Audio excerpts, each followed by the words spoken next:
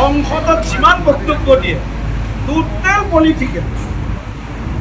এটা এটা বক্তব্য গৌৰৱ গগৈৰ বাছি ল'ব, প্ৰত্যেকটো বক্তব্য পলিটিকেল। প্ৰত্যেকটো প্ৰধানমন্ত্ৰী আৰু গৃহমন্ত্ৰীক টাৰ্গেট কৰি দিয়া বক্তব্য।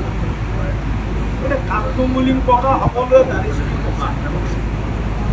গতিকে মুখ্যমন্ত্ৰী ডাঙৰীয়াই সঁচা কথা কৈছে। গৌৰৱ গগৈ কেতিয়া আলোচনাত গৈছে? যেতিয়া বিদেশীৰ বিষয়টো তাত আলোচনা হৈ আছে, বিদেশী বহিষ্কাৰৰ বিষয়টো যেতিয়া আলোচনা হৈ আছে আৰু বিদেশী বহিষ্কাৰৰ যেতিয়া কংগ্ৰেছ দলৰ প্ৰত্যেকজন নেতাই বিৰোধ কৰিছে,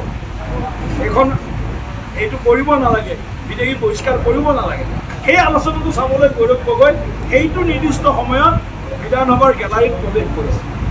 গতিকে তেওঁৰো নিয়ত যে ভাল নহয় এই কথাটো প্ৰমাণ পায়। 31ত আমি অকলশৰে চৰকাৰ গঠন কৰোঁ।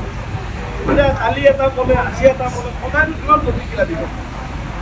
যোৱাকালি ক'লে 31ত আমি অকলে চৰকাৰ গঠন কৰিম, 26টো পাহৰি গ'ল, 26টো যে মাজত আছে সেইটো পাহৰি গ'ল।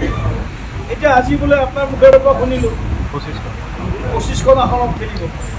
কিমান খনত খেলিব বিচাৰে খেলক, আমাৰ আপত্তি নাই, কিন্তু প্ৰতিখনতে হৰুৱাবৰ কাৰণে অখিল গগৈক আমি চেষ্টা কৰিম।